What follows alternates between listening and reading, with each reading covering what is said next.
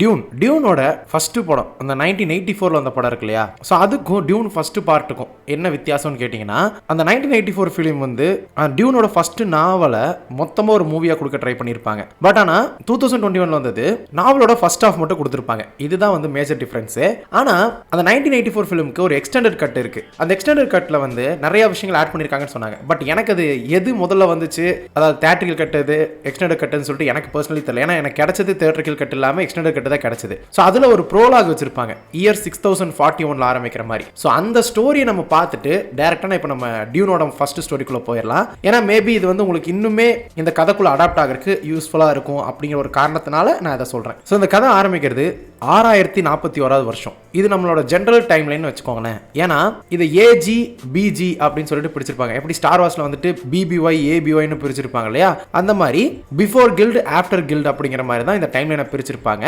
நீங்க பால் அட்ரிடஸ் வந்து இருக்கிற காலகட்டம் வந்து 10191 ஏஜின்னு தான் இருக்கும், ஓகேவா. பட் ஆனா இந்த கதை நம்ம நார்மலா இப்ப இருக்கிற வருஷத்துல இருந்து நம்ம கன்சிடர் பண்ணிக்கலாம், 6041 வருஷம். இந்த சமயத்துல அந்த பாதிஷா ராஜ்யங்கள் வந்து ஆட்சிக்கு வர்றதுக்கு முன்னாடி, ஓகேவா. இந்த காலகட்டங்கள்ல யாரு நம்மள ஆட்சி புரிஞ்சுட்டு இருந்தாங்க அப்படின்னா வேற யாரும் இல்ல, திங்கிங் மெஷின்ஸ். அதாவது ஹியூமன் மைண்ட் இருக்கக்கூடிய திங்கிங் மெஷின்ஸ், லிட்டரலி ஏஐ தான் வந்து நம்மள ஆண்டுட்டு இருந்துச்சு. ஸோ கம்ப்யூட்டர்ஸ் ஆகட்டும், கான்சியஸா இருக்கக்கூடிய ரோபோட்ஸ் ஆகட்டும், இதெல்லாம் தான். ஒரு கட்டத்தில் மனுஷங்களுக்கு எந்த ஒரு உணர்ச்சியுமே இல்லாத அளவுக்கு அந்த ஒரு நிலைக்கு போயிடுறாங்க அப்படின்னு சொல்லலாம். அப்புறம் மெஷின்ஸ் ஆகட்டும், மெஷின்ஸை யூஸ் பண்ற வேற மனுஷங்களால நிறைய மனுஷங்க வந்துட்டு அடிமையாக்கப்பட்டாங்க, அடிமைகளாவே வாழ ஆரம்பிச்சாங்க. அதுக்கப்புறம் தான் ஒரு மிகப்பெரிய ஒரு கிளர்ச்சி கிளம்புது அப்படின்னு சொல்லலாம், த கிரேட் ரிவால்ட். எல்லாரும் சேர்ந்து மெஷின்ஸ்க்கு எதிராக ஒரு போராட்டம். இந்த ஒரு ரிவால்ட்டுக்கு அப்புறம் தான் மனுஷங்க எல்லாருமே வந்து இல்ல நம்ம இப்படியே இருக்கக்கூடாது, நம்மளோட அறிவை நம்ம வளர்த்திக்கணும் அப்படின்னு ஒரு முடிவுக்கு வராங்க.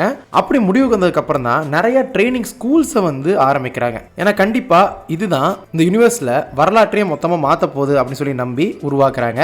அதுல ஒரு 2 மென்டல் ட்ரைனிங் ஸ்கூல் மட்டும்தான் இப்போதைக்கு மிஞ்சி இருக்கு. ஒன்னு பெனே கெசரித் ஸ்கூலும். இது எதுக்காக அப்படின்னா ஃபீமேல் ஸ்டூடெண்ட்ஸுக்காக உருவாக்கப்பட்டது. ஸோ இவங்க எதுக்காக உருவாக்கப்பட்டாங்கன்னா, செலக்டிவா ப்ரீடிங் ப்ரோக்ராம் வந்து ஹியூமன்ஸ்க்கு மேல செலுத்தி அதுக்கு ஏற்ற மாதிரி வேலைகள் வந்துட்டு பார்க்கணும் அப்படிங்கிறது இவங்களோட வேலை. இதையும் தாண்டி நிறைய விஷயங்கள் இருக்கு. அது என்னன்னு சொல்லி நான் திங்ஸ் டு நோலயே சொல்லியிருப்பேன். அண்ட் நீங்க டியூன் ப்ராஃபஸி எக்ஸ்பிளைன் பண்ணி போட்டிருப்பேன். அதுல இவங்களை பத்தி முக்காவாசி ஸ்டோரி இருக்கும், செக் பண்ணி பாருங்க. இன்னொன்று வந்து என்ன அப்படின்னா ஸ்பேஸ் கில்டு இல்லைன்னா த கில்டு அப்படின்னு சொல்லுவாங்க. இவங்க வந்துட்டு மேத்தமெட்டிக்ஸ், முழுக்க மேத்தமெட்டிக்ஸை மட்டுமே பார்க்கக்கூடியவங்க. அண்ட் அதே சமயம் இவங்க எல்லாருமே ஸ்பேஸ் நேவிகேட்டர்ஸாக இருப்பாங்க.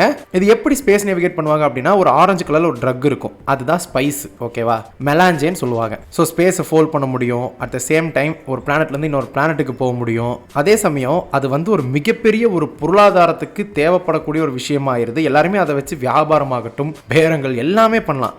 அது ஒரு என்ன சொல்றதுங்க, அன்னைக்கு எவங்கிட்ட அந்த ட்ரக் இருக்கோ, அந்த மெலாஞ்சே, அந்த ஸ்பைஸ் இருக்கோ, அவன் தான் அன்னைக்கு அந்த யூனிவர்ஸே ஆளலாம். அப்படிப்பட்ட ஒரு விஷயம் தான் அந்த மெலாஞ்சே ஸ்பைஸ் அப்படிங்கிறது.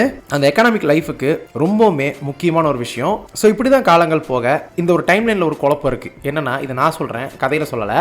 ஆக்சுவலி 10191 ஏஜில் தான் வந்து ஜென்ரலாகவே இந்த கதை நடக்கிற மாதிரி காட்டியிருப்பாங்க, அதாவது டியூன் காட்டியிருப்பாங்க. ஆனால் உங்களுக்கு தெரிஞ்சிருக்கும் 6041க்கு அப்புறம் வார் நடந்து அதுக்கப்புறம் தான் பெனே கெசரித் ஸ்கூல் எல்லாமே ஆரம்பிச்சிருக்கு அப்படிங்கிற மாதிரி சொல்லியிருக்காங்க ஃபவுண்டிங்ல. ஸோ இந்த வார் நடக்கிற வரைக்கும் அப்படி ஒரு ஸ்கூல் கிடையாது. ஸோ 6041 வரைக்கும் கிடையாது. ஆனால் நீங்க டியூன் ப்ராஃபஸி எடுத்துக்கிட்டீங்க அப்படின்னா 10,000 இயர்ஸுக்கு முன்னாடியே அந்த ஸ்கூல் இருக்கிற மாதிரி காட்டியிருப்பாங்க. ஸோ ஜென்ரலி இந்த போர் முடிகிற சமயத்தை அந்த கில்டோட மிட் பாயிண்ட்னு வச்சுக்கிட்டீங்க அப்படின்னா, அதுக்கப்புறம் 10,000 இயர்ஸ் எடுத்துக்கிறதா என்னன்னு சொல்லி தெரியல. ஏன்னா பழைய டியூன்ல வந்து அவங்க ஏஜி அப்படிங்கிறத மென்ஷன் பண்ணியிருக்க மாட்டாங்க.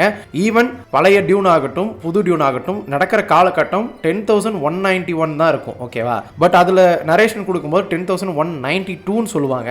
ஏன்னா ரீசெண்டா வந்து 2 படமே அந்த டைம்ல நடக்காது. ஏன்னா அந்த படத்துல இருக்கக்கூடிய சிமிலரான நிறைய ஈவெண்ட்ஸ் வந்து நீங்க டியூன் பார்ட் 1லயுமே பார்ப்பீங்க, 1984லயுமே பார்ப்பீங்க. பட் ஆனா நிறைய விஷயங்கள் மிஸ் ஆகும். ஏன் அந்த இயரை வந்து அப்படி சொன்னாங்கன்னு தெரியல. பட் பழைய படத்துல 192, பட் ஆனா புது படம் நடக்கிற காலகட்டம் 191 தான். சரி, இந்த ஒரு 10,191ல இப்போதைக்கு இந்த யூனிவர்ஸ் ஆண்டுட்டு இருக்கிறது யாரு அப்படின்னா, பாதிஷா எம்பரரான ஷதாம் 4 அப்படிங்கிற ஒருத்தர். பல வருஷங்களா இவர் தான் ஆண்டுட்டு இருக்காரு. கைடைன் அப்படின்னு சொல்லிட்டு, கைடைன் ப்ரொனன்சியேஷன் தப்பா தான் மன்னிச்சுக்கோங்க. நிறைய வீடுகள், அதாவது நாட்டு சபையோட வீடுகளை இவர் தான் ஆட்சி செய்யறாரு. அதாவது ஹவுசஸ் ஆஃப் த லான்சராட் அப்படின்னு சொல்லுவாங்க. ஸோ சில ராயல் ஃபேமிலிஸ் இருக்கும் அந்த ஒவ்வொரு லான்சராட்லையுமே, அதாவது ஒவ்வொரு சபையிலுமே ஒவ்வொரு ராயல் ஃபேமிலிஸ் இருக்கும். அவங்க எல்லாருமே வந்து ஆட்சி பண்ணுவாங்க, இல்லைனா ஆதிக்கம் பண்ணுவாங்க ஒரு சில பிளானட்டை, ஒரு யூனிவர்ஸ்ல இருக்கக்கூடிய ஒரு பிளானட்டை, ஆர் சில கிரகங்களை கூட சொல்லலாம். ஸோ இப்போதைக்கு அங்க இருக்கக்கூடிய அரசாங்கத்து பிரகாரம் 2 பெரிய குடும்பங்கள் இருக்குங்க, ஓகேவா.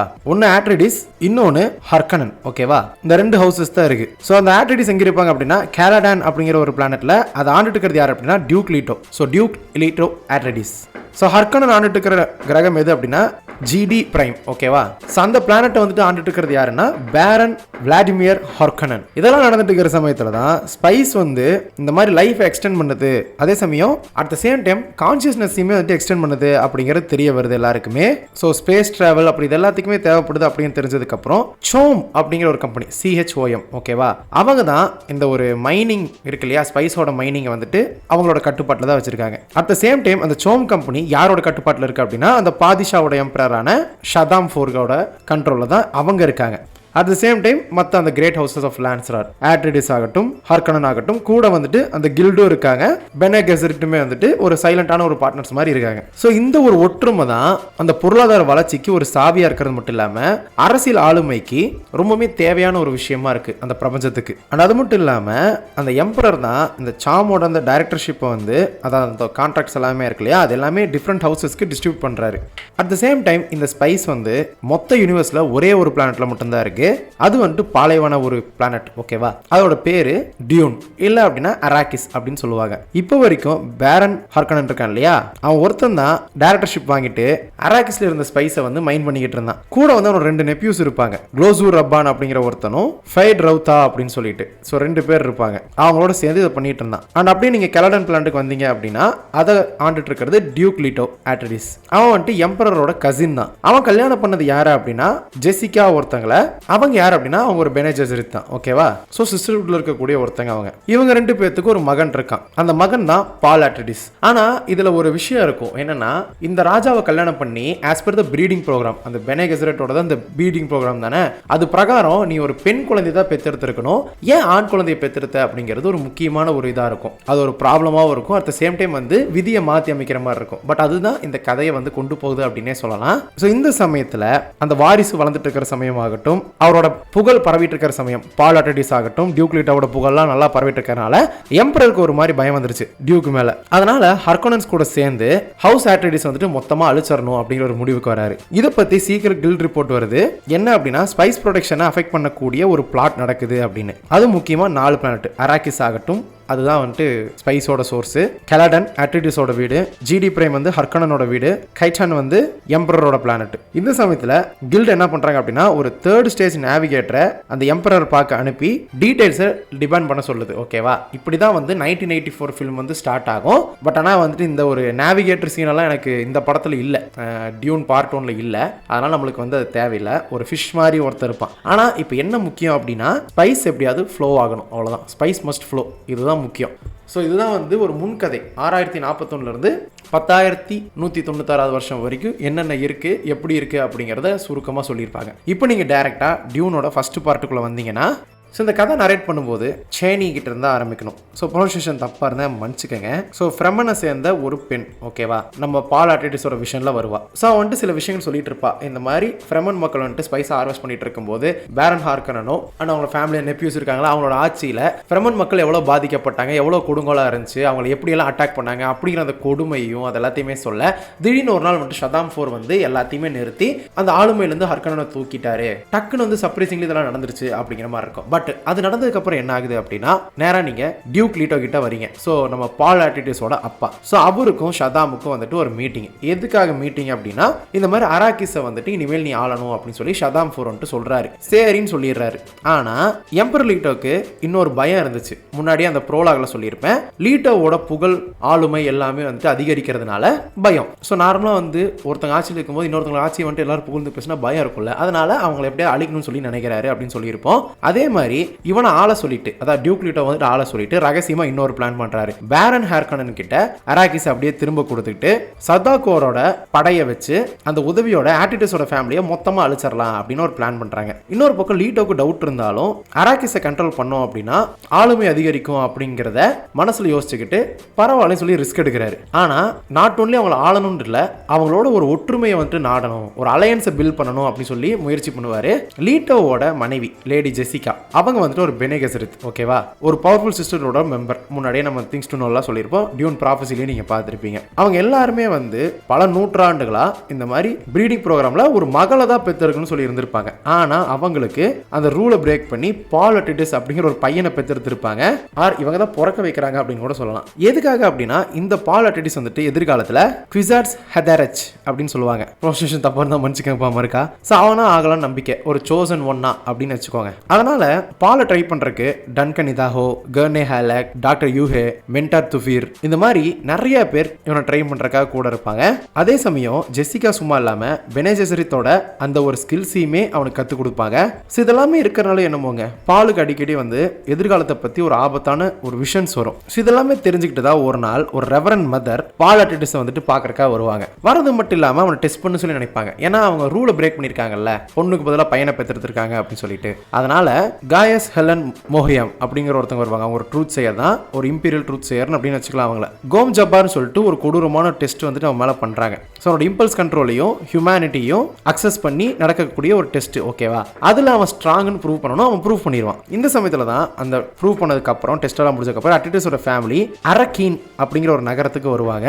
அப்படி வரும்போது டன்கன் என்ன பண்ணியிருப்பார் அப்படின்னா இந்த மாதிரி ஃப்ரெமன் கிட்ட முன்னாடியே பேசியிருப்பாரு. பேசி பால் ஆகட்டும் ஜெசிகா ஆகட்டும் எந்த அளவுக்கு முக்கியமானவங்கன்னு சொல்லிட்டு ஃப்ரெமன் கிட்ட புரிய வச்சு அவங்கள பார்த்துக்கணும்னு சொல்லியிருப்பாரு. ஏன்னா பல நூற்றாண்டுகளாக வந்துட்டு பெனே கெசரிட் அப்படிங்கிறவங்க நிறைய நம்பிக்கைகளை வந்துட்டு கொடுத்துருக்காங்க அரக்கிஸ் மக்கள் ஆகட்டும் இந்த யூனிவர்ஸ்க்கு ஆகட்டும். அதனாலையும் சொல்லலாம். இந்த சமயத்தில் ஒரு ஹண்டர் சீக்கர் வந்து பாலை வந்துட்டு குழப்பம்லாம் சொல்லி வருவான். பட் ஆனால் அது வந்துட்டு ஃபெயில் ஆகிரும். ஆனால் இதுக்கிடையில ஹர்கனன் சைடில் வந்துட்டு ஒரு சீக்ரெட் மீட்டிங் நடக்கும். அந்த முகியம் இருக்காங்கல்ல, அவங்க வந்துட்டு பேரன் கிட்ட போயிட்டு இந்த மாதிரி ஜெசிகாவையும் பாலையும் வந்துட்டு காப்பாற்றணும்னு சொல்லுவாங்க. ஆனால் பேரன் வந்துட்டு டபுள் கேம் ஆடுவான். இன்னொரு பக்கம் லீட்டோ ஃப்ரெமனோட லீடர் ஸ்டில்காரை மீட் பண்ணுவார். அண்ட் அவங்களோட பிளானட்டாலஜிஸ்டான லியட் கைனஸ் கூடயும் வந்துட்டு பேசுவார். ஸோ அவங்க வந்து என்ன பண்ணுறாங்க அப்படின்னா இந்த மாதிரி ஸ்பைஸ் ஹார்வெஸ்டிங் வந்துட்டு எந்த அளவுக்கு ஆபத்தானதுன்னு அதே சமயம் இந்த சாண்ட்வாம்ஸ் பற்றியுமே எக்ஸ்பிளைன் பண்ணுவாங்க. ஒரு சமயத்தில் சாண்ட்வாம் அட்டாக் வரும்போது லீட்டோவும் அவங்களோட டீமும் வந்துட்டு ஒரு ஸ்பைஸ் க்ரூ வந்துட்டு சேவ் பண்ணுவாங்க. அப்போ பாலுக்கு வந்துட்டு என்ன ஆகும் அப்படின்னா ஒரு ஸ்பைஸ் எக்ஸ்போஷர் ஆயிரும். ஏன்னா ஸ்பைஸுங்கிறது சில சமயங்களில் ஒரு ட்ரக் மாதிரியும் பயன்படுத்தலாம், ஓகேவா. ஆர் மேபி அவங்களோட சப்கான்ஷியஸ் நிறைய எக்ஸ்பெரிமெண்ட்டுக்காகவும் பயன்படுத்தலாம்ல. ஸோ அந்த ஸ்பைஸில் எக்ஸ்போஸ் ஆகும்போது என்ன ஆகும் அப்படின்னா அந்த விஷன்ஸை வந்துட்டு இன்னுமே இன்டென்ஸாக பார்ப்பான். ஆனால் அவனை காப்பாற்றி கூட்டு போயிடுவாங்க. அந்த சமயத்தில் அந்த சாண்ட்வாமும் வந்துட்டு இருக்கும். ஏன்னா சாண்ட்வாம் வரதுனால தான் அந்த ஸ்பைஸ் ஹார்வெஸ்டர் வந்துட்டு டேமேஜ் பண்ணிடும்னு சொல்லுவாங்க. பட் நிறைய பேர் அதில் ஸ்பைஸ் நிறையா இருக்குன்னு சொல்லி அப்படியே உள்ள உட்காந்துருப்பாங்க. ஆனால் அவங்கள காப்பாற்றாம போகக்கூடாதுன்னு சொல்லிட்டு முடிஞ்ச வரைக்கும் காப்பாற்றுவாங்க.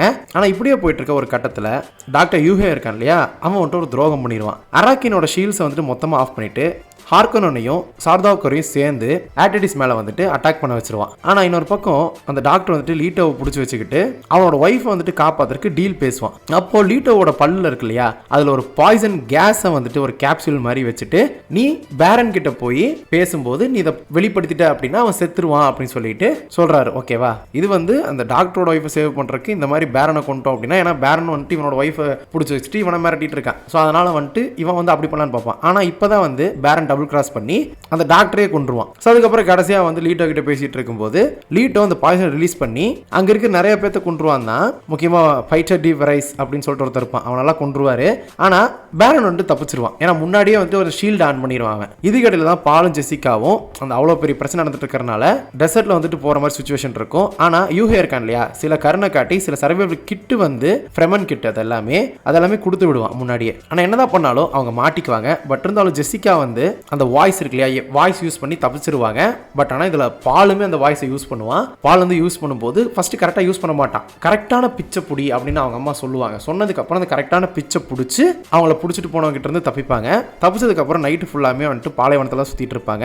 இந்த சமயத்தில் பாலுக்கு ஒரு மிகப்பெரிய ஒரு புனித போர் வந்து ஒரு விஷனாக வரும். அந்த யூனிவர்ஸ் ஃபுல்லாமே அவனோட பேரை முழக்கமிட்டு அந்த போர் நடக்கிற மாதிரி இருக்கும். இதெல்லாமே அவன் கேட்டோன்னு ஒரு மாதிரி ஆயிடுவான். ஸோ இந்த சமயத்தில் தான் அராக்கிஸை திரும்ப வந்துட்டு கைப்பற்றி பேரன் என்ன பண்ணுவான் அப்படின்னா தன்னோட நெப்யூவான அந்த க்ளோசூர் ரப்பானை வந்துட்டு திரும்ப ரூலராக அப்பாயிண்ட் பண்ணிடுவான். அதுக்கப்புறம் ஸ்பைஸ் ப்ரொடக்ஷனை ரீஸ்டார்ட் பண்ண சொல்லுவான். இதுக்கடையில் தான் டன்கனும் கைனஸும் வந்து பாலையும் ஜெசிகாவையும் கண்டுபிடிப்பாங்க. பால் வந்து எம்பரோட துரோகத்தினால வர அந்த சிவில் வார அவாய்ட் பண்ண அந்த எம்பரோட மகளை கல்யாணம் பண்ணிக்கிறதுக்காக பிளான் பண்ணுவான், ஓகேவா. ஸோ இந்த மாதிரி பண்ணிக்கலாம் அப்படின்னு சொல்லுவான். பட் இருந்தால் இந்த சமயத்தில் சர்தாக்கர் வந்துட்டு அட்டாக் பண்ண ஆரம்பிச்சிருவாங்க. அப்படி அட்டாக் பண்ணும்போது தன்கன் என்ன பண்ணுவார் அப்படின்னா தியாகம் பண்ணி அவன் மிச்சவங்க எல்லாருமே தப்பிக்கணும்னு சொல்லிட்டு ஹெல்ப் பண்ணுவார். ஆக்சுவலி இதை வந்துட்டு அவர் முன்னாடி விஷனாக பார்த்துருப்பாரு. அதுதான் இப்போ நடக்குது. அதுக்கப்புறம் அந்த கைனஸ் கூட சேர்ந்து தப்பிக்கலாங்கும் போது என்னாகும் அப்படின்னா அந்த சமயத்தில் கைனஸ் மாட்டிக்குவாங்க தான். ஆனால் அந்த சமயத்தில் சாண்ட்வாம் வந்துட்டு சமன் பண்ணி அந்த எனிமிஸோட சேர்ந்து அவங்களும் செத்துருவாங்க. இப்போ திரும்ப அவங்க 2 பேருமே பால் ஜெசிகா மட்டும் தனியாக இருப்பாங்க. இந்த சமயத்தில் ஸ்டில்காரோட அந்த ஃப்ரெமன் ட்ரைபை வந்துட்டு அவங்க பார்க்கறது மட்டும் இல்லாமல் அங்கே தான் சேனியை வந்துட்டு நம்ம பால் பார்க்குறான். இந்த பொண்ணு தான் ஆரம்பத்துலேருந்து விஷனில் இவன் பார்த்துக்கிட்டே இருப்பான். இந்த சமயத்தில் ஸ்டில்கர் அவங்களுக்கு வந்துட்டு ஒரு சான்ஸ் கொடுக்கும்போது ஃப்ரெமனில் ஒரு வாரியர் இருப்பான் ஜேமிஸ் அப்படின்னு சொல்லிட்டு அவன் சேலஞ்ச் பண்ணுவான். இந்த மாதிரி ஜெசிகா வந்து அவங்க கூட சண்டை போட்டு ஜெயிச்சிருக்காங்க. அவங்க ட்ரைனிங்கில் வந்துட்டு வெல்டா இருக்காங்க. ஏன்னா நடுவில் வந்துட்டு சும்மா ஒரு குட்டி சண்டை மாதிரி நடக்கும். அதில் வந்துட்டு கொஞ்சம் ஓவர் பவராக எடுத்துருவாங்க ஜெசிகா. அதனால நான் சண்டை போடணும், ஏன்னா உனக்கு தகுதி இல்லை, பலமானவங்க தானே வந்துட்டு தலைமை தாங்க அப்படிலாம் பேசிட்டு இருப்பான். அப்போ வந்து பால் வந்து சண்டை போடுவான், சண்டை போடுறதுக்கு ரெடின்ட்டுருவான். அதனால வந்துட்டு ஜேமிஸ்க்கும் பாலுக்கும் சண்டை நடக்கும். ஆனால் ஜேமிஸை வந்துட்டு பால் கொல்லவே மாட்டான். ஏன்னா இது வரைக்கும் யாரையுமே அவன் கொன்னதில்லை அப்படிங்கிறனால கொல்லவே மாட்டான். பட் இருந்தாலும் வேற வழி இல்லை, அவனுக்கு அந்த விஷன்ஸுமே திரும்ப திரும்ப ஸ்ட்ரைக் ஆக அவன் வந்து என்ன பண்ணுவான் அப்படின்னா அவனை கொன்றுவான். ஸோ அப்படி கொன்னதுக்கப்புறம் இப்போ வந்து நீங்கள் ஃப்ரெமனில் ஒருத்தங்க அப்படி மாதிரி சொல்லிடுவாங்க. பட் எங்களுக்கு இதெல்லாம் வேணாம் அப்படின்ட்டுருவாங்க. இந்த சமயத்தில் இவங்களுக்கு வந்துட்டு தன்னோட டியூக் லீட்டோ இறந்தது வந்துட்டு தெரிஞ்சிடும். ஏன்னா அப்போட மோதிரத்தை வச்சு அவங்க கண்டுபிடிச்சிருவாங்க. ஏன்னா அவன் ஃப்ரெமனோட கிட்டெல்லாம் கொடுத்தான் இல்லையா சர்வைவல் கிட்ட, அதுலேயே வந்துட்டு அவங்களுக்கு கொஞ்சம் நோட் பண்ணி தெரிஞ்சிடும். ஸோ இப்போ வந்துட்டு ஃப்ரெமன் கூட சேரலாம்னு சொல்லி பார்த்தா ஜெசிகா வந்துட்டு வேணாம் அப்படிம்பாங்க. ஆனால் இல்லை, நான் வந்துட்டு ஜாயின் பண்ணுவேன், அப்படி பண்ணாதான் அப்பாவோட ஆசையை நிறைவேற்றுற மாதிரி இருக்கும் அப்படின்னு சொல்லிட்டு அராக்கிஸ்க்கு வந்துட்டு எப்படியாவது அமைதியும் ஒழுங்கையும் கொண்டு வரணும்னு சொல்லி பார்ப்பான். அதுதான் அவனோட டிசைட் பண்ணிட்டு அவங்களோட சேர்ந்து அந்த ஒரு பயணத்தை தொடங்க அந்த இடத்துல கோஸ் பண்ணி தான் இந்த படம் முடியுது. இதுக்கப்புறம் அந்த பயணமும் அவனோட விஷன்ஸும் அவன் சோசன் ஒன்னா இருக்கிறதுக்கான விளைவுகளும் வந்துட்டு என்னெல்லாம் இருக்க போகுது அப்படிங்கிறத அடுத்த 2 படங்கள்ல தான் தெரியும். ஸோ டியூன் பார்ட் 2ல நம்ம பார்க்கலாம். அதை நான் இன்னும் பார்த்து முடிக்கல, இன்னும் பார்க்கவே ஆரம்பிக்கல. இதுக்கிடையில தான் வந்துட்டு டியூனோட பழைய படம் நான் பார்த்துட்டு இருந்தேன். பழைய படம் வந்து ரொம்ப பெருசாக இருக்கும், 3 மணி நேரமாக இருக்கும். ஆனால் அது ரொம்ப எனக்கு என்னமோ இந்த படத்தை விட அந்த படம் தான் ஸ்லோவாக போன மாதிரி இருந்துச்சு. ஆனால் நிறைய பேர் இந்த படமே ஸ்லோவாக தான் போகும்னு சொன்னாங்க. ஆனால் இதை கம்பேர் பண்ணிட்டு அந்த பழைய படத்தை பார்க்கும்போது ரொம்ப ஸ்லோவாக இருக்கும். இவன் நிறையா விஷயங்கள் அதை இன்க்ளூட் பண்ணியிருப்பாங்க. எது தேவை எது தேவைன்னு தெரியல. பாதியில் பார்க்கும்போதே தூங்கிட்டேன். திரும்ப அதை பார்த்துட்டு நான் உங்களுக்கு அந்த ஸ்டோரி போடுறேன். பட் அதுக்கு முன்னாடி நான் டியூன் பார்ட் 2 போட்டு முடிச்சிடுறேன். அதுக்கப்புறம் கூட அந்த பழைய படங்கள் அப்புறமா போட்டுக்கலாம். இப்போ மெயினான 2 படங்கள் போட்டுறேன். ஏன்னா இப்போ நீங்கள் ப்ராஃபஸி டியூன் பார்ட் 1 பார்ட் 2 பார்த்துட்டு பார்ட் 3 நீங்கள் பார்க்கும்போது உங்களுக்கு கொஞ்சம் ஈஸியாக இருக்கும்ல. ஏன்னா இந்த வீடியோட ஸ்டார்டிங்லேயே நான் வந்து டியூன் பழைய படத்தோட ப்ரோலாக தான் சொல்லியிருப்பேன். அதுவே இந்த கதைக்குமே உங்களுக்கு ஹெல்ப்ஃபுல்லாக தான் இருக்குன்னு சொல்லி நம்புறேன். சரி, ஓகேங்க, வீடியோ முடிச்சுக்கலாம். மேலும் ஒரு புதிய வீடியோவில் பார்க்கும் வரை உங்களது விடைபெறுவது உங்கள் ஸ்கிரிப்ட் தமிழ் ஷார்ட்டா சொன்னேன். ரொம்ப முக்கியமான சொன்னா பேராட்டம் உங்களுக்கு துணையாக இருக்கும். May the force be with you. கரெக்டா?